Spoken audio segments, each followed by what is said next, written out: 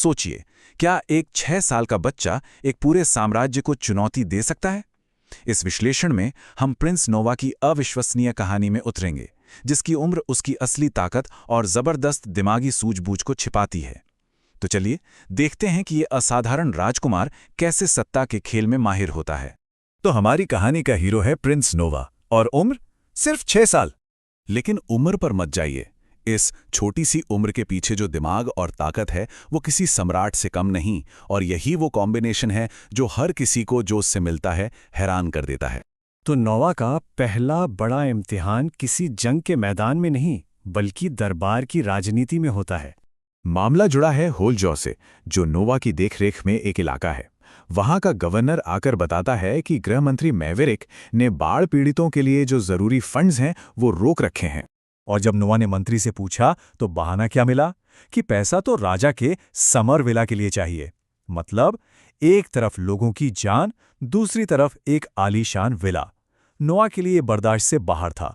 नोवा ये झूठ फौरन पकड़ लेता है। वो सीधे मंत्री पर शाही परिवार का नाम इस्तेमाल करके उसे शर्मिंदा करता है और उस पर ताज के खिलाफ अपराध करने का इल्जाम लगाता है।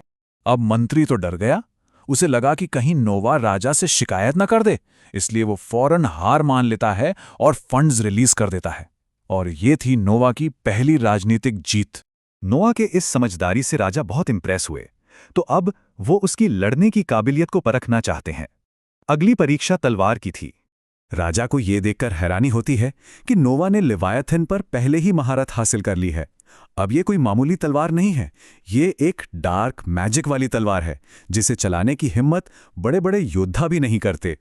तो ट्रेनिंग को और बेहतर बनाने के लिए राजा साम्राज्य के सबसे बेस्ट स्पोर्ट्समैन नोबल को बुलाते हैं। लेकिन ट्रेनिंग शुरू होने से पहले ही नोबल नोवा को एक ड्यूअल के लिए चैलेंज कर देता है। वो देखना चाहता था कि इस बच्चे में आखिर दम कितना है। और नतीजा हैरान करने वाला। नोवा ने साम्राज्य के बेस्ट तलवारबाज को बड़ी आसानी से हरा दिया। ये इस बात का सबूत था कि उसकी ताकत सिर्फ दिमाग में नहीं, उसकी तलवार में भी है। नोवा की इस जबरदस्त काबिलियत को देखकर राजा उसे एक बहुत बड़ी जिम्मेदारी सौंपते हैं। उसे नाइट सिलेक्शन एग्जाम का हेड जज बना दिया जाता है। ये एक बहुत बड़ा इवेंट होता है जिसमें पूरे साम्राज्य से योद्धा हिस्सा लेने आते हैं। और यहीं पर नोवा को एक कड़वी सच्चाई पता चलती है।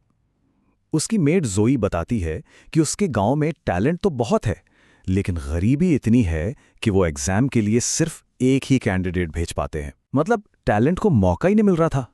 तो नोवा क्या करता है? वो एक ऐसा कदम उठाता है जो उसकी दूर की सोच दिखाता है। वो फैसला करता है कि जितने भी टैलेंटेड कैंडिडेट्स हैं उनका सारा खर्चा, आने जाने का, रहने का, खाने का, वो खुद उठाएगा। लेकिन नोवा के इम्तिहान अभी खत्म नहीं हुए थे। जल्द ही उसके एक दूसरे इलाके अल्मारिया में एक नया संकट खड़ा हो जाता है। उसे कुछ गड़बड़ का एहसास होता है जब उसकी मैजिक रैंक अचानक गिर जाती है और उसका शक सही साबित होता है। राजा बताते हैं कि अल्मारिया में 5000 लोगों ने विद्रोह कर दिया है। तो जब वो अपने भाई के साथ उस इलाके में जा रहा होता है तो उन पर हमला हो जाता है। और यहाँ नोवा का कंट्रोल देखिए, वो अकेले ही सारे हमलावरों को काबू कर लेता है, वो भी बिना किसी की जान लिए। और इसी हमले से नोवा को एक बहुत जरूरी जानकारी मिलती है कि दुश्मन की असली ताकत उनके घुड़सवार हैं, और यहीं उसे उनकी सबसे बड़ी कमजोरी भी नजर आ जाती है।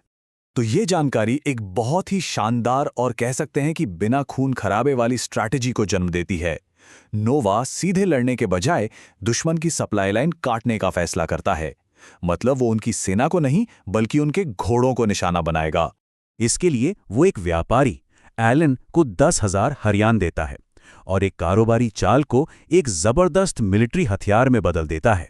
तो राजनीति हो, लड़ाई हो या फिर बड़े पैमाने पर युद्ध की रणनीति, एक 6 साल का बच्चा हर मैदान में खुद को साबित करता है। ये देखकर बस एक ही सवाल मन में आता है, जब इतनी ताकत और इतनी समझदारी एक साथ मिलती है तो भविष्य में कैसा राजा जन्म लेता है।